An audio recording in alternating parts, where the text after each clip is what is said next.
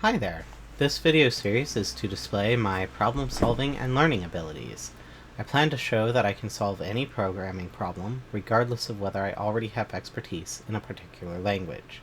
I hope this helps others in my field to learn not just how to solve a particular problem, but how to teach themselves a solution to an unfamiliar problem. Currently, I am learning Python. I have no professional experience in the language and have only been learning it since mid-January. My only formal training is completing the Python for Programmers course on Execute Program. While I'm picking Python up fairly quickly, I cannot claim any real expertise. Today, I'm vocalizing my thoughts while solving the 44th Project Euler problem. As always, I'll link to Project Euler and my repo in the description. Let's dive in. Problem 44 is pentagon numbers. Pentagonal numbers are generated by the formula P of n equals n times 3n minus 1 divided by 2. The first 10 pentagonal numbers are those.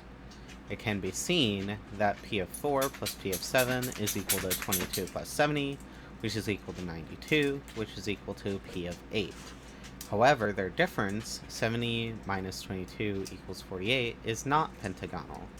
Find the pair of pentagonal numbers, d of j and p of j and p of k, for which their sum and difference are pentagonal, and d equals p of k minus p of j, the absolute value, is minimized. What is the value of d?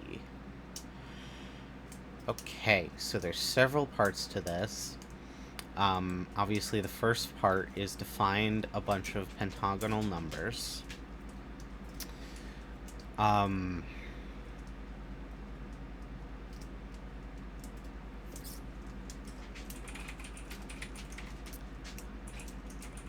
am going to make an assumption that we only need to care about the first 1,000 pentagonal numbers.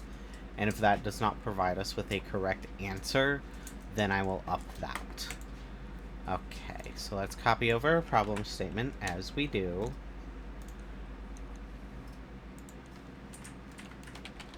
Problem 44.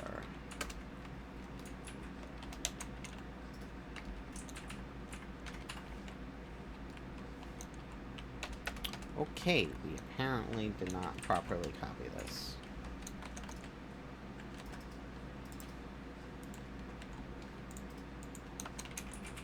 There we go.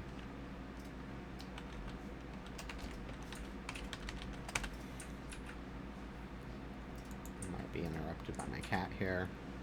There he goes. Okay. I cannot see the screen with the cat in front of it because I do not have X-ray vision, so sometimes there's going to be a bit of a pause. Okay, so let's do like we did yesterday. So first, generate, I'm going to say 100 pentagonal numbers.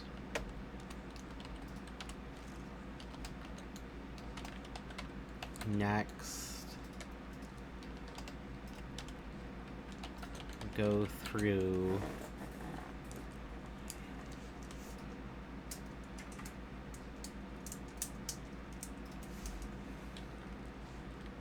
each pair and find those with sum and difference pentagonal.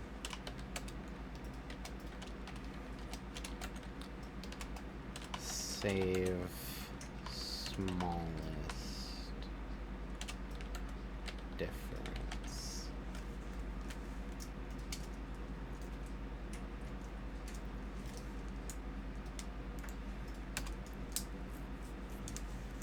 Okay.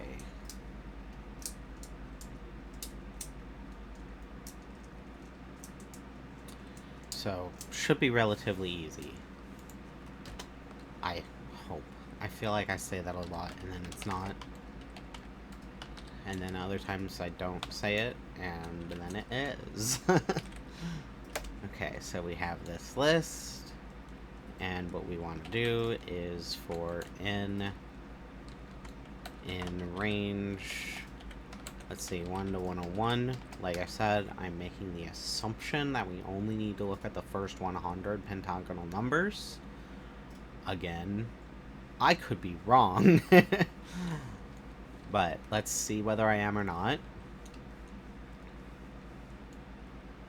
And we want to do a pentagonals.append, similar to what we did, I think that was yesterday. Where we, or maybe it was the day before, where we just kind of made a bunch of, yeah, we made a bunch of triangle numbers. We're going to do something like this. Different formula, obviously. I did not stay on there very long, but like a couple of days ago when I just went through and I created a bunch of these numbers and then analyzed them. And then in this case, our formula is n times 3 times n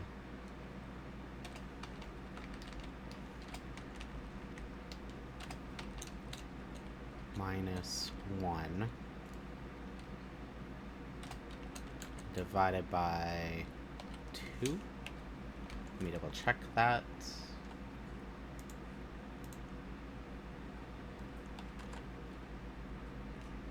Apparently have too many parentheses, but that's okay. And that should give us the first 100 pentagonals. And then we're going to do a happy little for I in range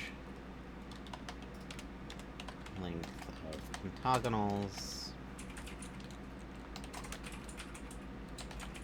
for j in range plus 1 length of pentagonals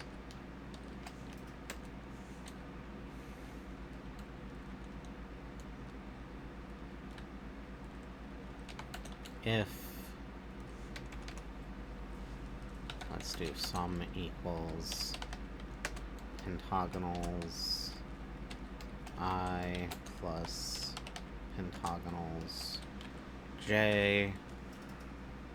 I think it is safe to assume that these numbers only increase as n increases. I'm not even sure that counts as an assumption, so much as a mathematical certainty. But I'm not actually doing the math. Diff equals... But because they only increase and we are looking for I first and then j, j minus I will always be a positive number.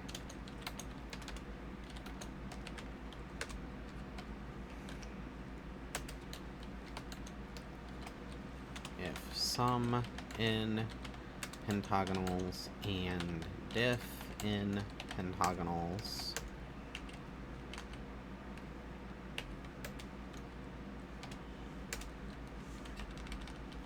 we actually should have this comment all the way up here. Smallest equals, oh boy,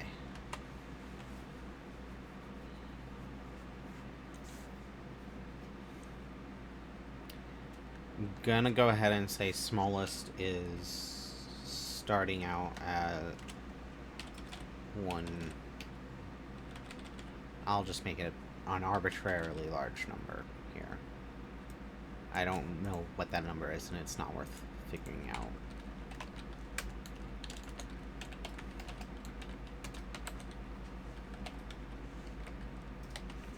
And then we just print the smallest one.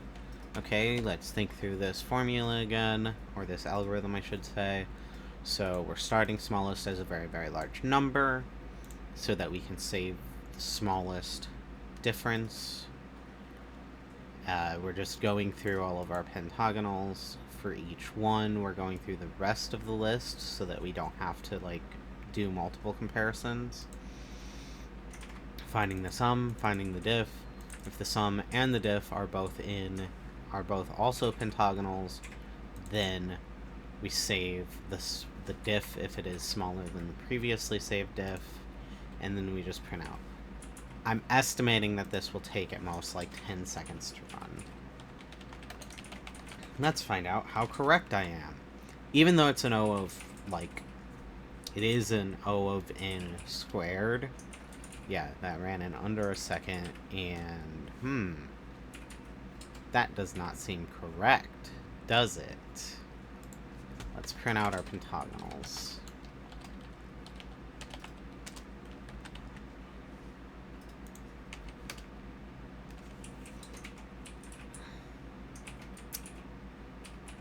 Those are all floats.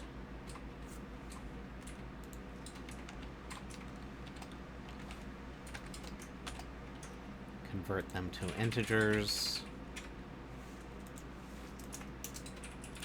I don't know why that might change our answer. It did not. Good. Okay, so I think what we can safely assume by this, that, like, it just did not find one of those numbers. So I am going to go ahead and add several more zeros here.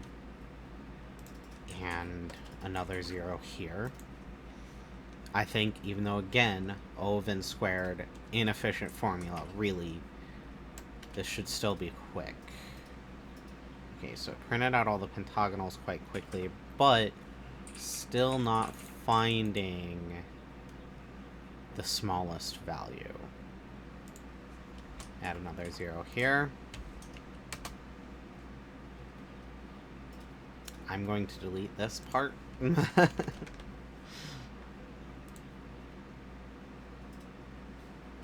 Okay, so now it's taking significantly longer to run because now we have 10,000 numbers.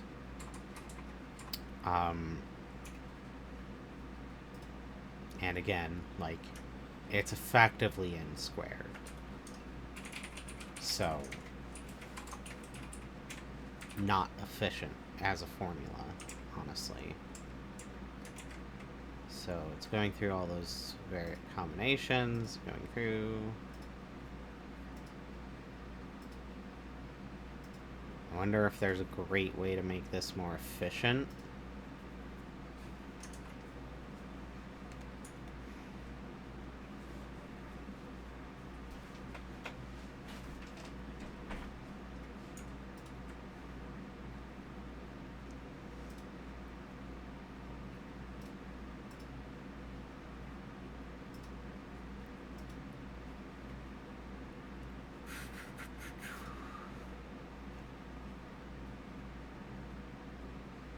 So what I'm thinking is maybe instead of, like,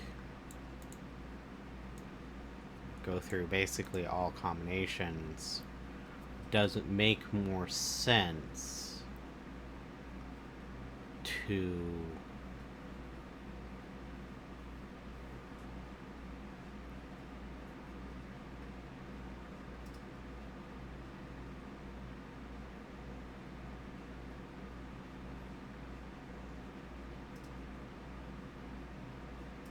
like, we're looking at our first few numbers here. So, like, for 1 and 5, I come in, I start looking at 1.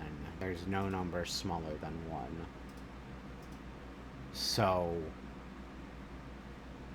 it's very unlikely that 1 is going to end up being part of our pair. So I go to 5, find the sum, I look for 6. It's not there. Like, I'm essentially trying to think, can I look backwards instead of forwards, and will that help? Another thing we could do here, since we determined, oh, it's not in the first,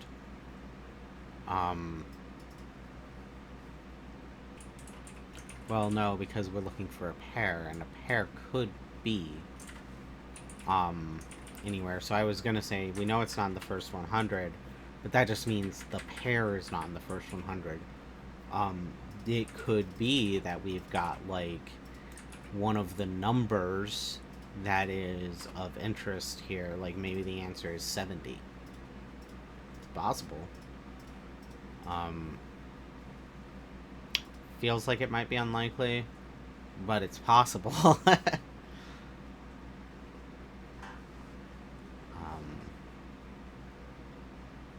And obviously we're taking quite a long time to run, so this is not going to actually work.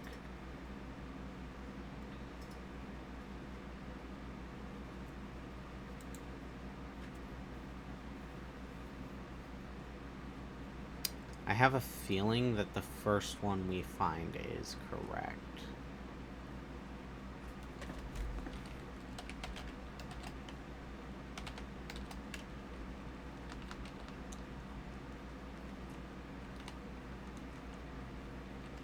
I'm gonna make this a little bit nicer.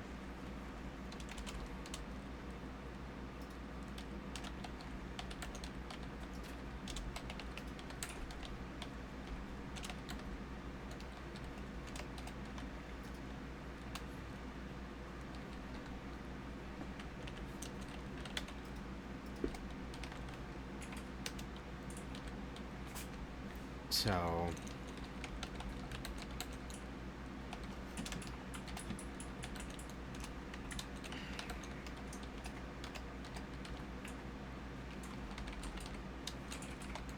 of diff. Okay, so we're going to go ahead and we are going to cancel out of that and restart, which obviously is going to end up taking a long, long time. I am guessing that it's quite possible the very first pair we find is the correct answer. I could be wrong there. So I'm very tempted to just sort of let that run for a few minutes and see whether it comes up with an answer. So while it's doing that, thinking through, is there maybe a better way of doing this?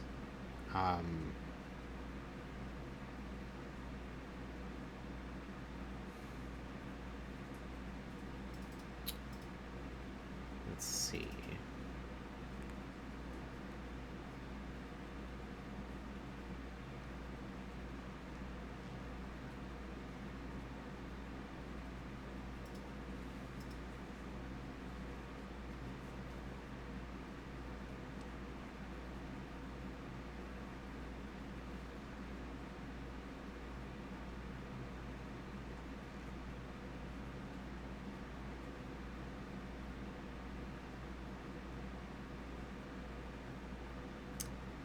What if I just kind of looked for the diff? So, like, for I in range, length of pentagonals, and then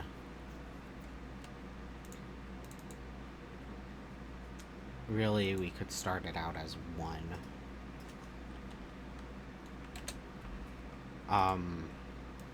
And then for J in range I,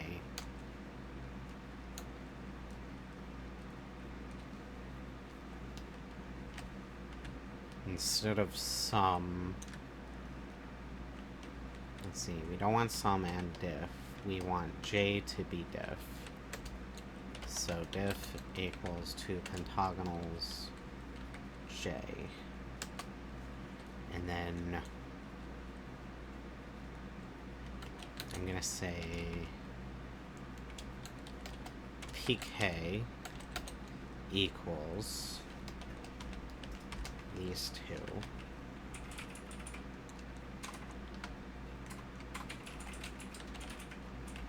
Okay, and then sum would be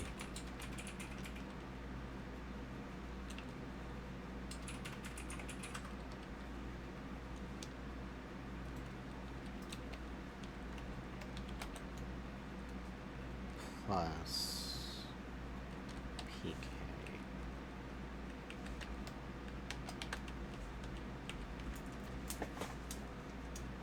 So that's sort of stretching forward instead of backwards, if that makes sense.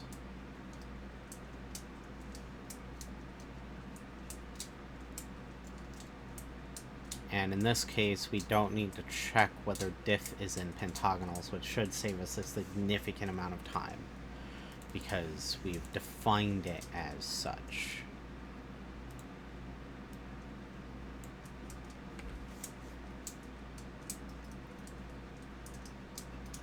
But we do need to check.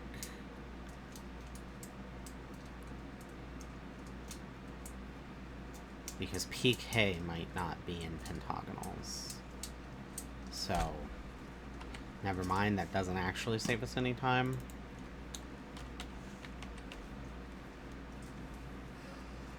This might be just as long, it just kind of biases towards the beginning instead of towards the end, if that makes sense.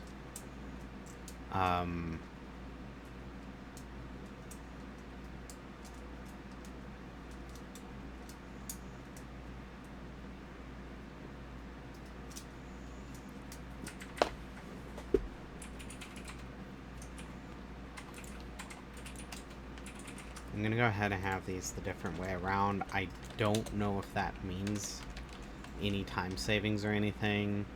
Probably not. But maybe. Well, if it's not there, then no.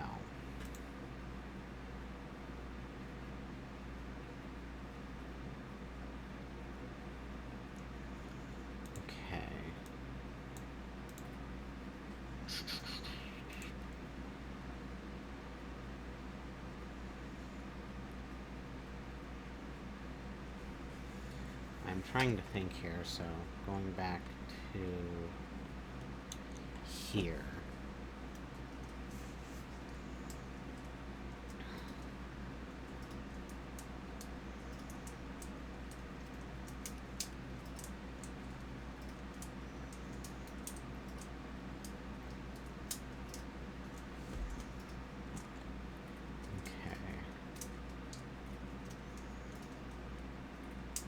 I'm wondering if using this in pentagonals thing is slowing us down a bit.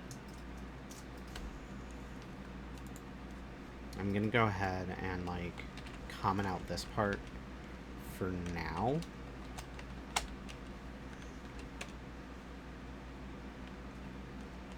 No, actually, never mind. Don't do that.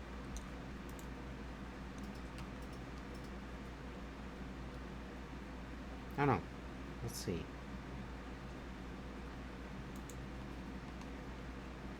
Let's go ahead and stop and see if we can get any printout here going the other direction. Because again, I think this is going to end up being the smallest possible difference. Actually, no. Let me stop that again. Let's do this slightly differently. So, for I in range, just the length of pentagonals. And then for J in range,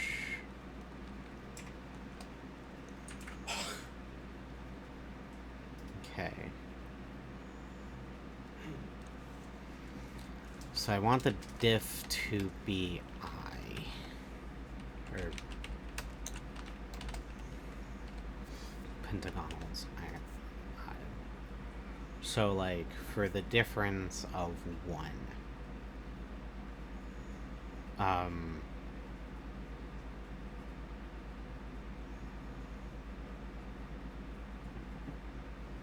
Well, we can pretty much rule out that 1 will ever actually be the difference between the two numbers.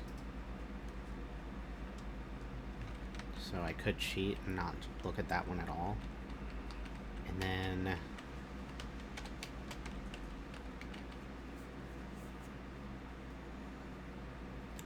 our P of K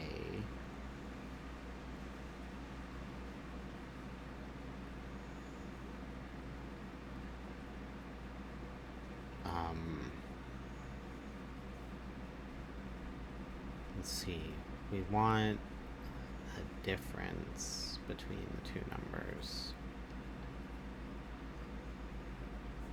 So, let's say we could find a number with a difference of two numbers with a difference of 70, right?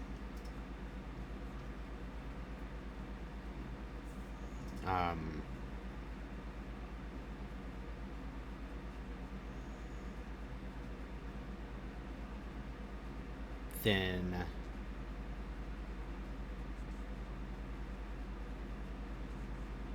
well,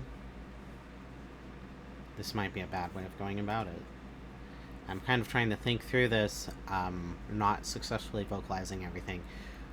So, what I'm kind of thinking is, like, say we were looking for a difference of 70. There's nothing saying that, like, the difference between some larger pentagonal and 35 is 70. Well, except for the fact that we're seeing all those numbers right here.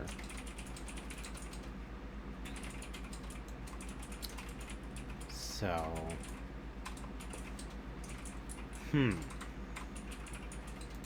trying to think of a great way to go through this that isn't just go through all the numbers in the range.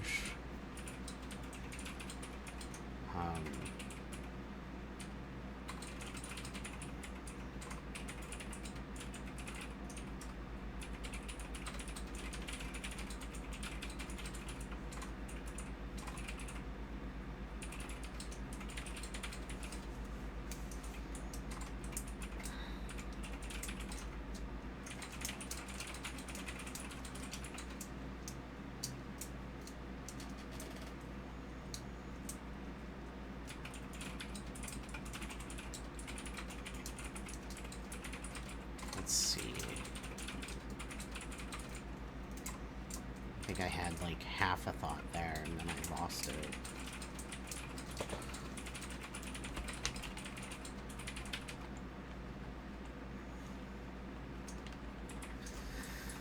Okay, so a good way of doing this that doesn't require O of n squared.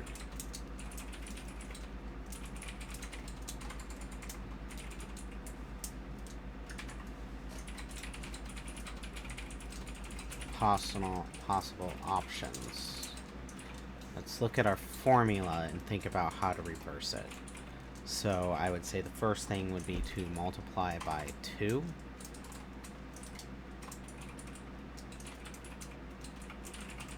And then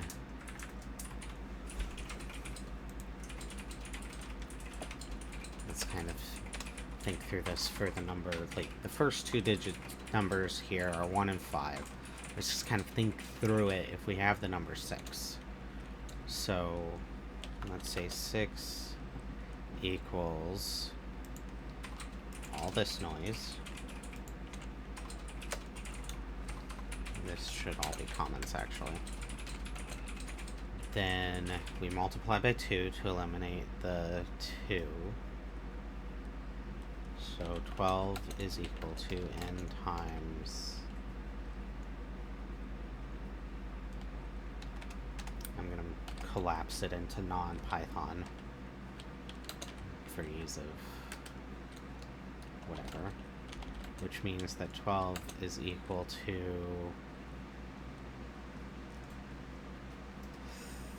it would be 3n squared. 12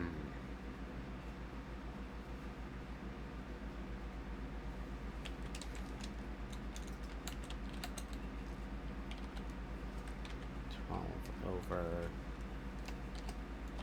3n plus 1,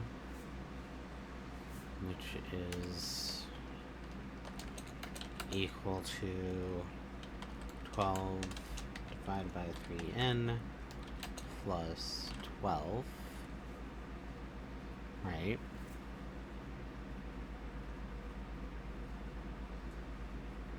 That might not be accurate. Let's think about it as if n is 2, then 3n plus 1 is...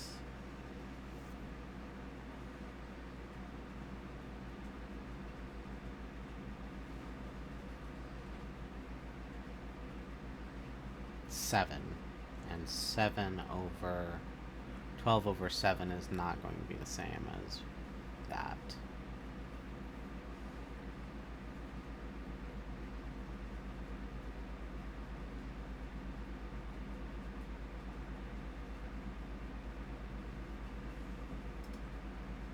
So let's see, we are only looking for an n that's a positive integer. Okay, so we multiply by 2. And then what we can do is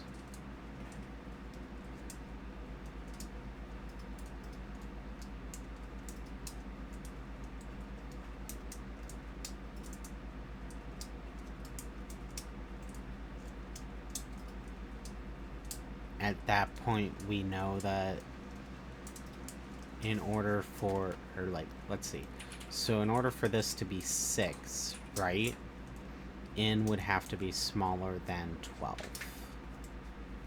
Okay, so that's what we can do, is we can take our sum, and we can divide it, or we can multiply it by 2, and then only look for n in that range. Just taking the result does not work, because this is obviously the second one. Or, well, I guess it does. Okay. Okay, so basically what I'm getting into here is PJ equals pentagonals of I. PK is pentagonals of J. I'm gonna go back to having this be I plus 1. This can just start at the first one.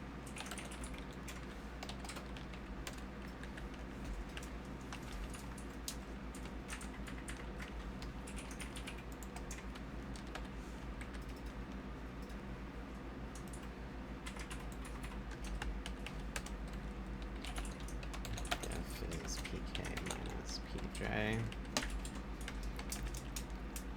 And we're just going to drastically reduce for the sum what this could be by doing J to sum. So what does that do? Let's say we come in here, first one we have P of J is going to be 1. I'm not going to confuse myself by doing it this way at all. P of K is going to be... yeah, I am.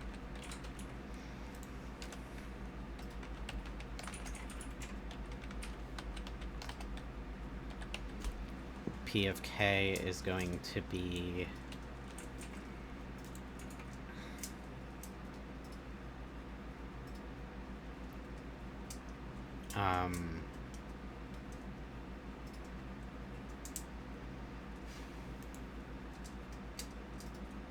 5.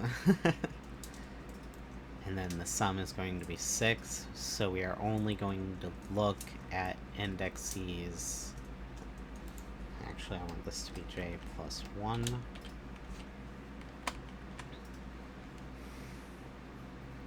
So, like, for the first two, we will only look at the indexes between 2 and 6. Because if it is not there, it won't be anywhere in the list.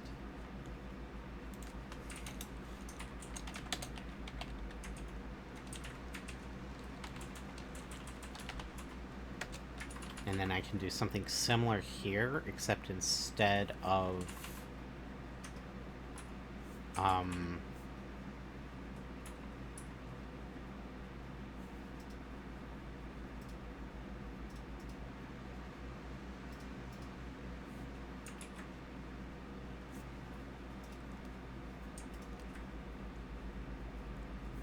instead of, like, knowing where to start, I only really know where to end, and I can only really end at diff. So, I think that that is going to work. And that'll at least make this go through a little tiny bit faster. I still think that the first one we find is likely to be the correct answer.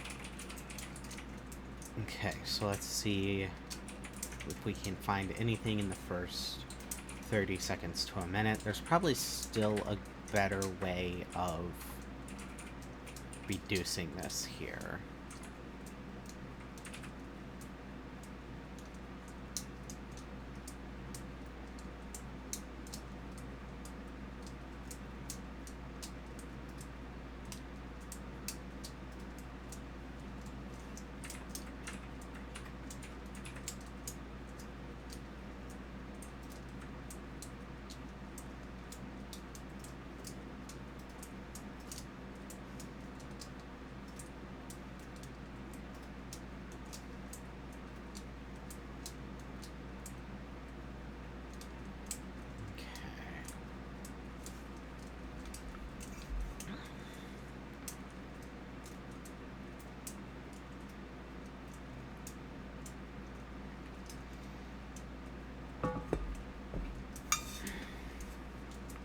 So, continuing to kind of think through this and see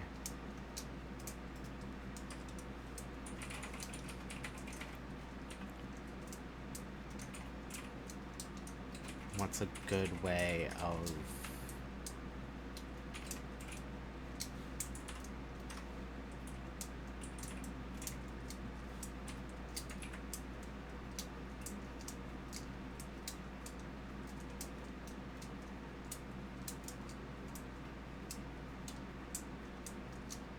narrowing this down further, because obviously our problem scope is quite large now with these 10,000 numbers.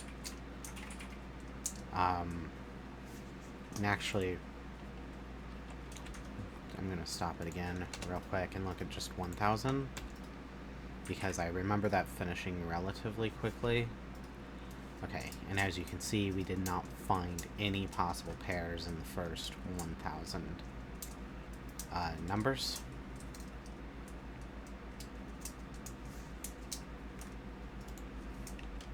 And, like, this kind of just demonstrates very powerfully the problem within squared algorithms. Because they just go exponentially so much faster.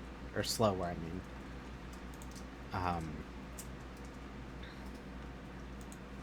Well, that's a typo. That would make our thing not work anyway.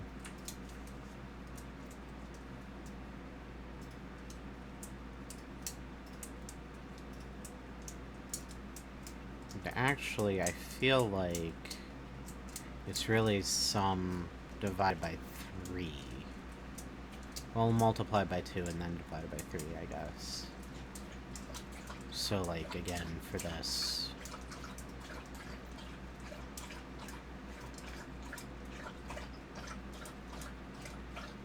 Let's see.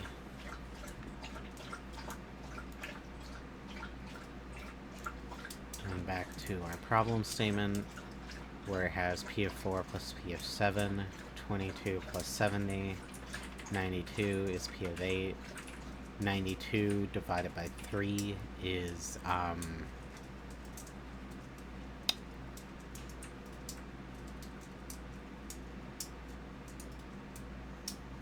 30-something. And obviously 8 is much smaller than 30.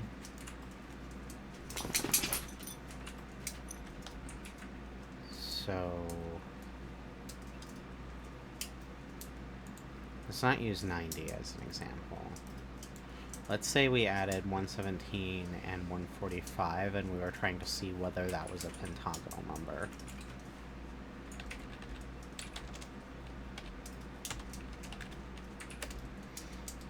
Okay, 262.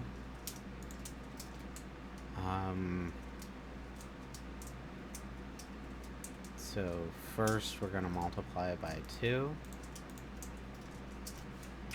And then, let's see, going back to our code here, the actual stretched out version here is 12 equals 3n squared minus n. We want to approximate what n could, or we want to find what n could be.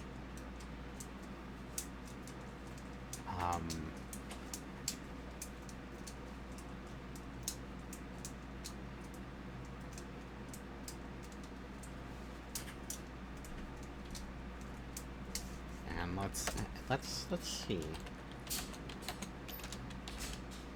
0 equals 3n squared minus n plus 12. And that is the quadratic formula. So, if we wanted to find x,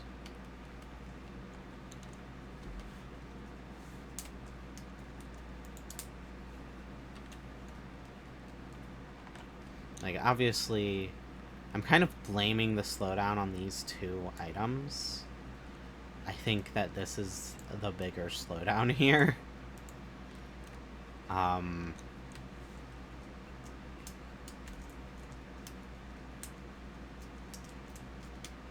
But let's just see.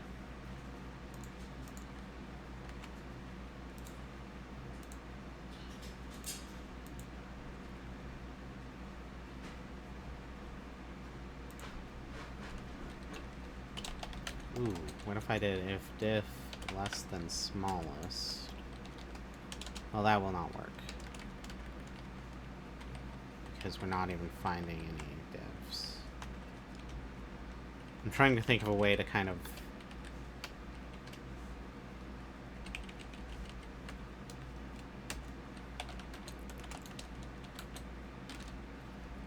There we go.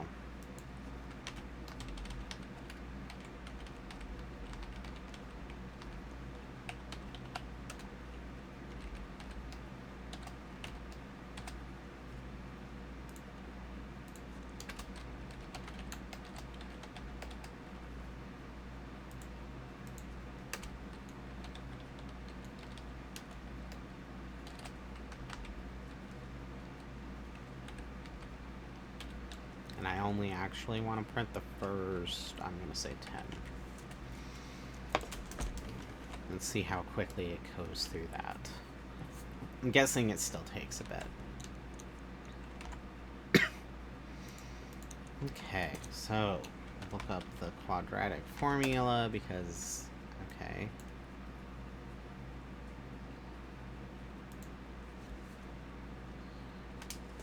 Given the...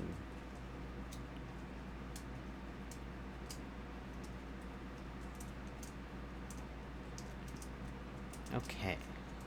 Fun fact, I once did this in my head at the dinner table, but at that point I was taking a math class. So...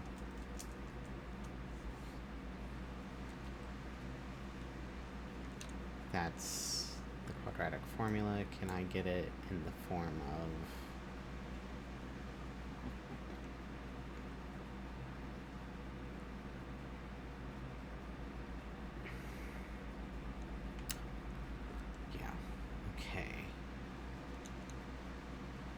It's negative b plus or minus square root of b squared minus 4ac. Negative b plus or minus square root b squared minus 4ac all over, I think it's 2a, And in our case,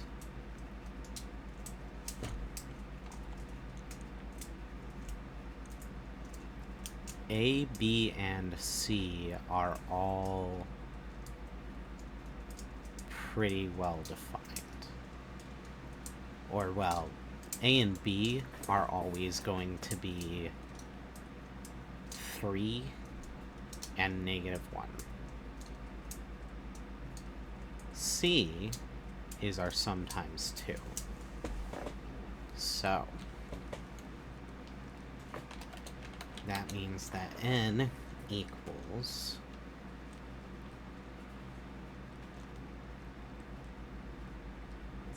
negative b is -1, which is +1.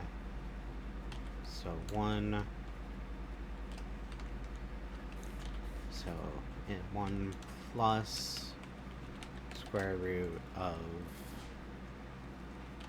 1 minus 4 times a is going to be 12 times this, or actually I'm gonna go ahead and make it 24, because it's technically 12 times the sum times 2, which is the same as 12 times 2 times the sum, which is the same as 24 times the sum. So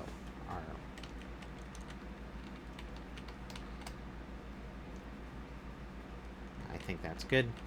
And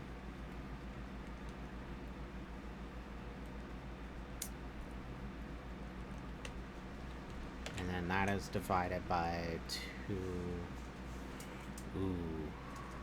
What is that?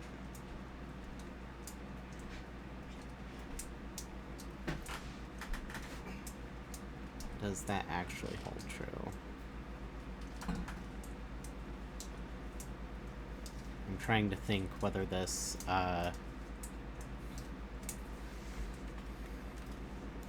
floats out, I guess. I'm gonna try to set it so that it looks only like this part.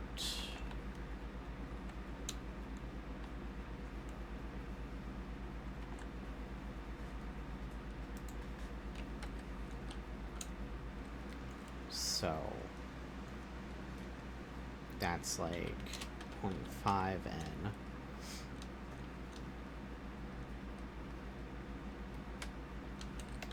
times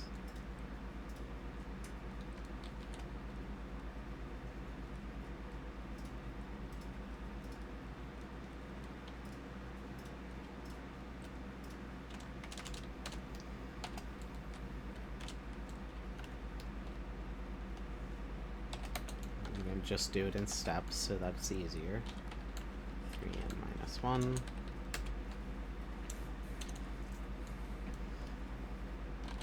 So 0.5n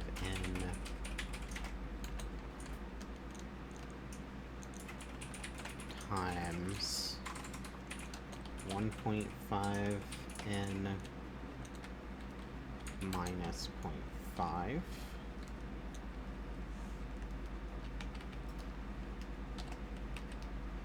Let me just do you some algebra here. And let's see, 0.5 times 1.5 is going to be 0.75n squared.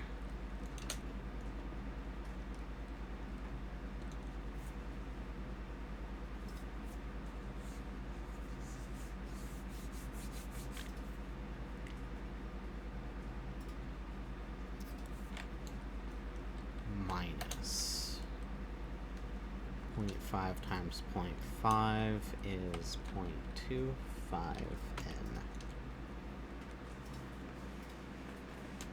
And then that plus sum.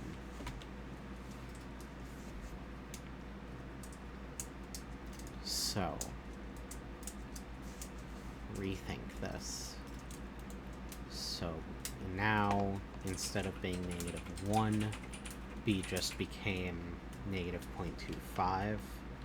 So 0.25 plus the square root of 0.25 squared, which I believe is 0.125. 0.25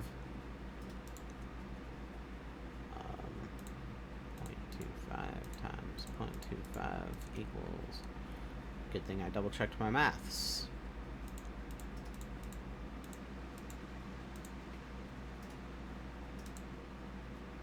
.0625, and just to be sure, 1.5 times 0.5, 0.0625.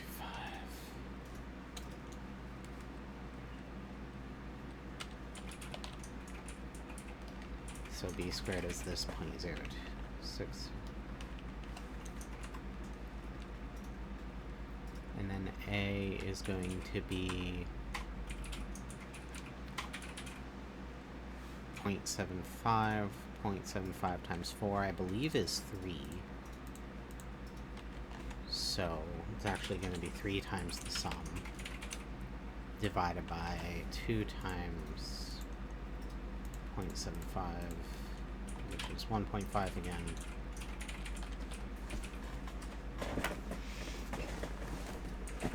Okay.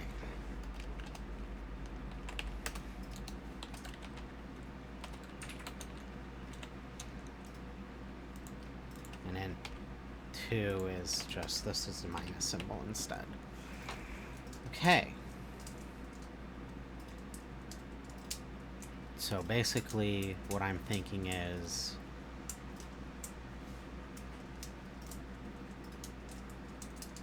Oh, it actually did finish. And would you look at that? 4026 to 4049. I wasn't paying attention to this. Some of you may have seen it before I did in the video. So it is, this line really was our major slowdown, and I kind of thought so. So this will make it faster going through it this way. And we actually don't want to do this.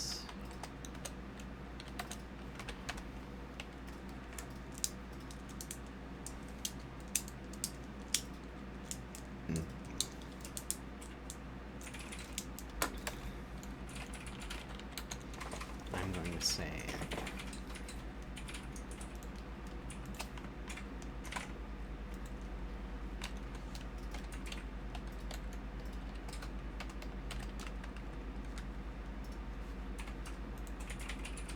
I believe that formula is correct.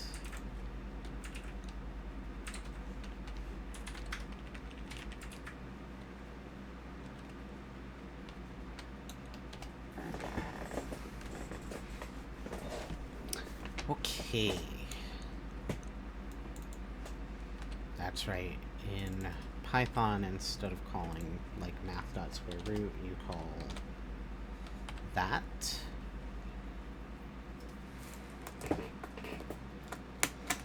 And then the thing is that we have to do this for the diff as well.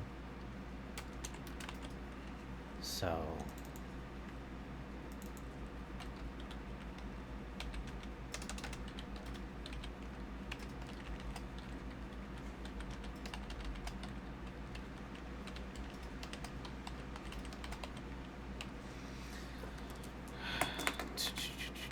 and then the second two should have a minus sign here.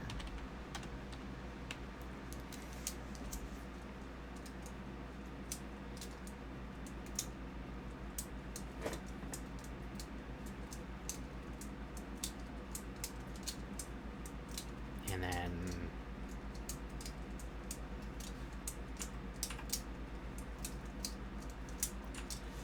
let's list out our conditions separately at first. So if the int version of, or rather if sum n1 greater than 0 and the int representation of sum n1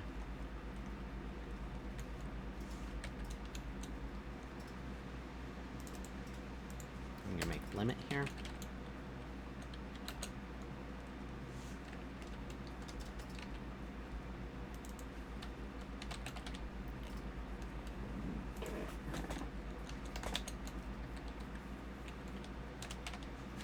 Which I probably don't even need this part of the check. I'm just gonna go ahead and delete it.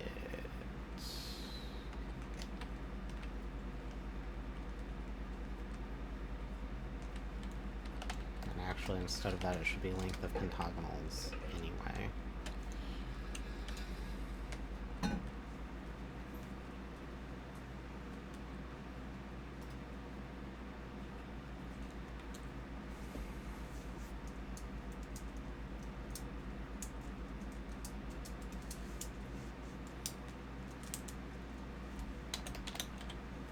Have to add 1 to account for the fact that we are 0 indexed, or I could just throw a 0 in here so that we can kind of ignore it, similar to what I've done with the alphabet,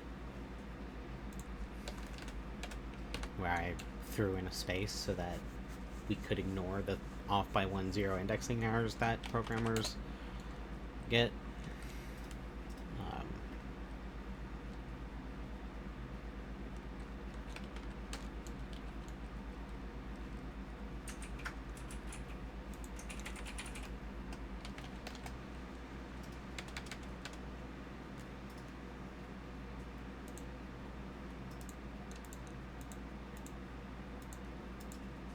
Okay.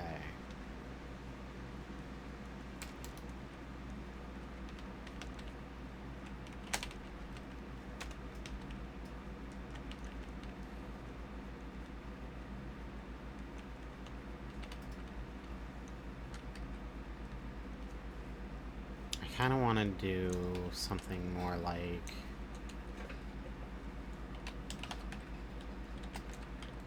n1 mod 1 equals 0. So that is like, are you an integer?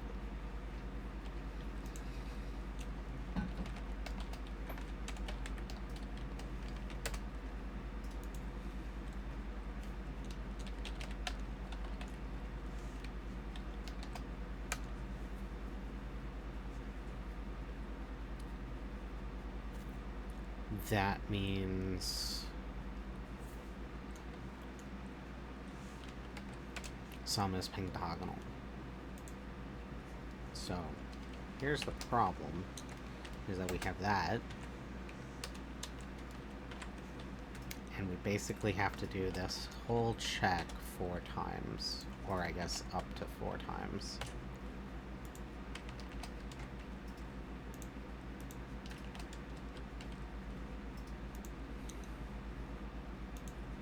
So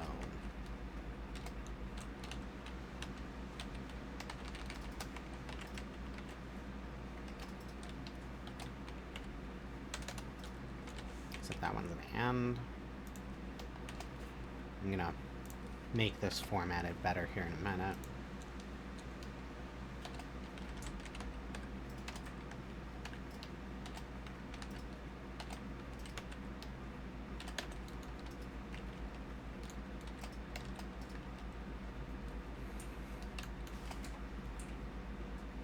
Okay. And this is for diff.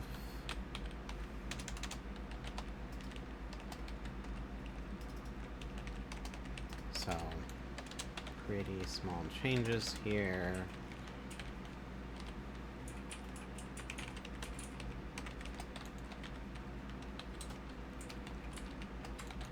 Now, the reason I'm doing all this is because, in the end, because of how computers work, all of this, which seems like so much calculation, will be a ton faster than trying to do these searches.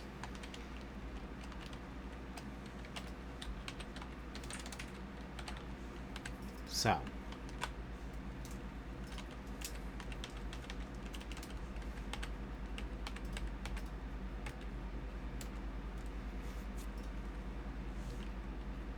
that is our new if statement.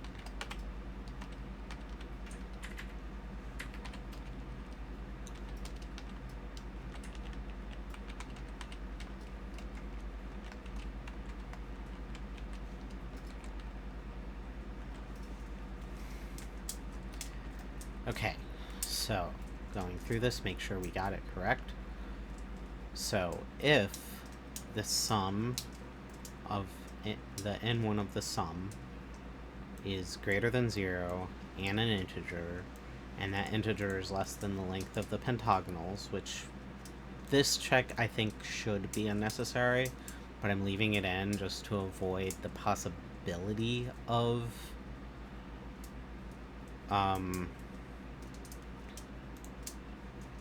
index out of bounds exceptions. And the pentagonals at index of this are equal to the sum. And actually, let me go ahead and change this to 1. So that we ignore... This means that we just completely ignore our 0 value here that we don't care about. So we come in here, we get a sum of 92. We go through 92 and we say, okay.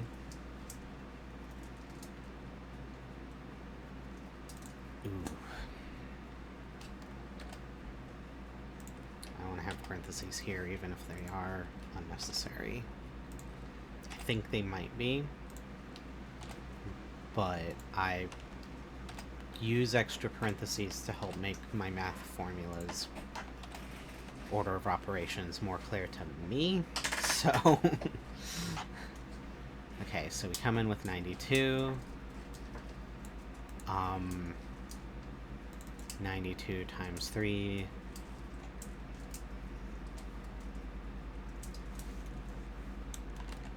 is 276.0625 minus answer is that times itself is that. Add 0.25. We get that. Divide by 1.5. I don't think this is going to actually work. And that is not an integer. And it's nowhere near the number we wanted.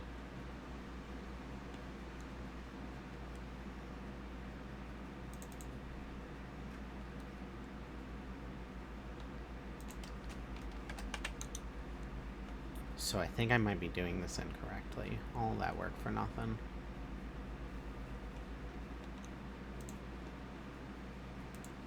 So we have some, I'm going to call it x, that is equal to this. Or at least potentially. Or, yeah. And we want to see if n is a positive number. So I'm going to go ahead and do this a different way. It's a little bit tricky because x and n intermix here in an odd way. But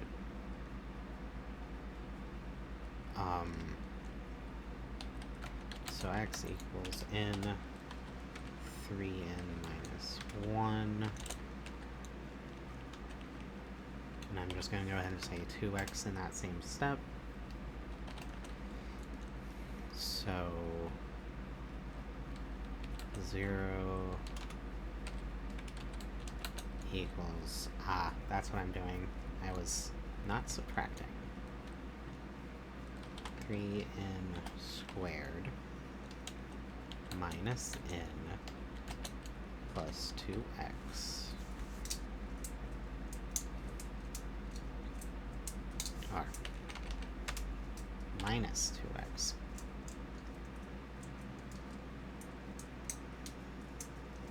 Okay. So now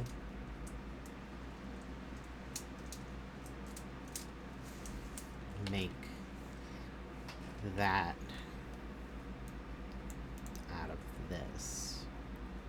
So now we're back to b just being negative 1, negative 1, negative 1 is 1, and then we have the square root of b squared, which again is 1, and then we have minus this for a c.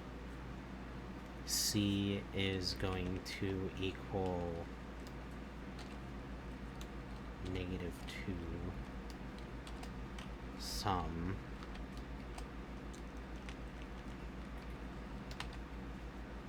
and that's going to be 12 because a is 3.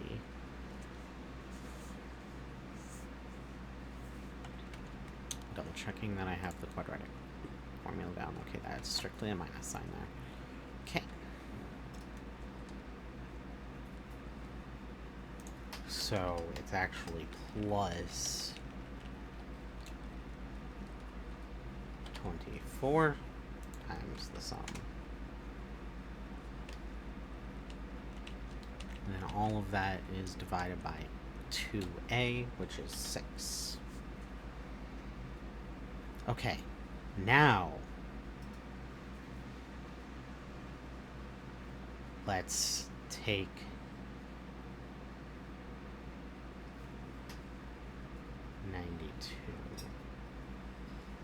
and put it in that formula and see what we get. So 92 times 24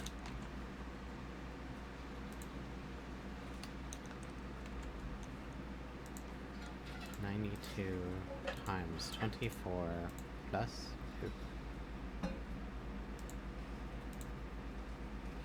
1, and then we want to do a square root of that. 47, good sign, whole number. Plus 1, 48, divided by 6, 8, p of 8. Okay, so that should work. And then, of course, the second option is the 1 minus.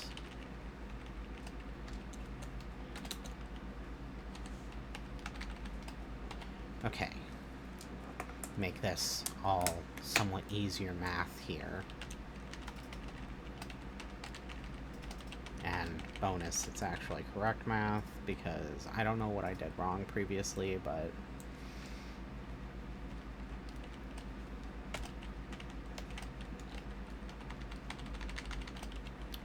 something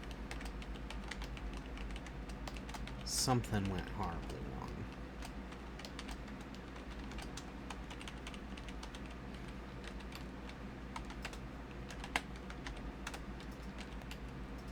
And then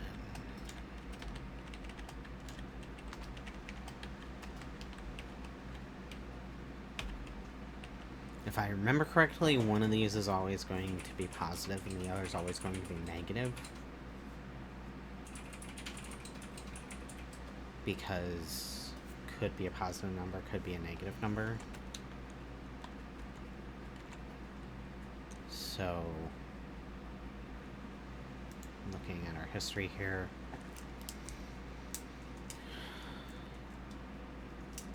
so if we did 1 minus 47, that would be 46, I think. Negative 46. 1 minus 47, negative 46, divided by 6, not a whole number. So I think we might not even need this part, but I am going to leave it in just in case. Okay, so now I am much more confident that we will actually get a good answer. We've eliminated those checks. Hey, is this in the array?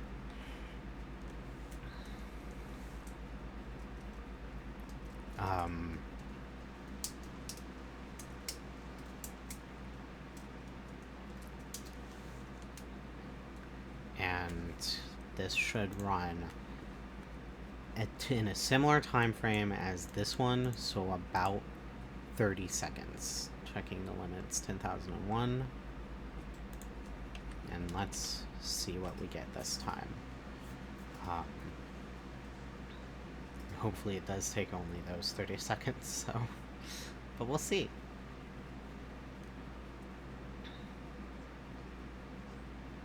We probably don't need this anymore. And actually, I believe that that is going to... That's fine, because I didn't actually delete that.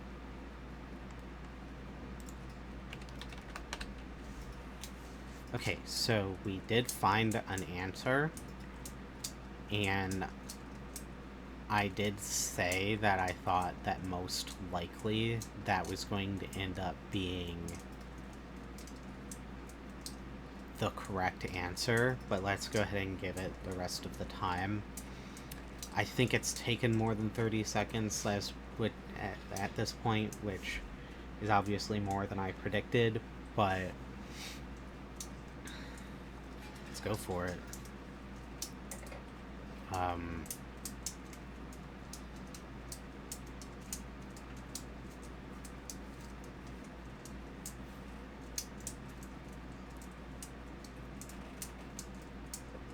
I can think of one more check that might speed us up marginally, which is to just, at this point, be like, if diff is smaller than or equal to smallest, just continue with the loop. We're done here. Okay. So, we did not find a second one. That's interesting. And then smallest can just be equal to diff. So I think that's probably our correct answer. I'm just going to go ahead and run it again and see if it runs a little bit faster with our changes. It did take over 1 minute to run, so obviously we haven't gotten the speed down. Interesting. So we changed something that made it not work anymore.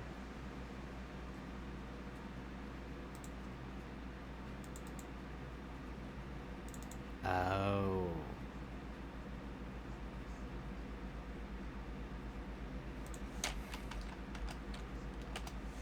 I meant that to be a greater than or equal to. Trying again.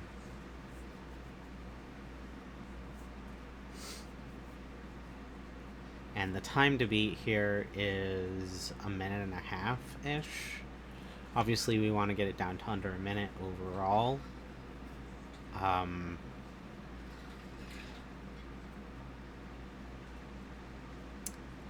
I think what we are going to want to end up doing is just breaking at this point. Ignore the smallest part here. And just assume that it's going to be the first one we find. Maybe not. Okay, so we ran in about 35 seconds. We got the same answer again. It looks like this is the only diff that we are finding that is pentagonal in the first 10,000 pentagonal numbers.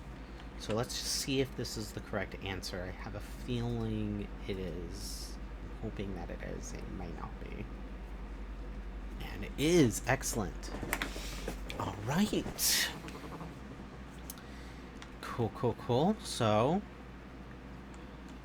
lesson learned. Math is faster than looping. Or searching an array, in this case. Much, much faster, in fact. And what we did here, basically, is we eliminated even the math. So, obviously, all these calculations and all these checks, very, very, very quick. But still faster to skip them when they don't need to be there. All right, I am going to go ahead and call it there. and I will see you in the next one.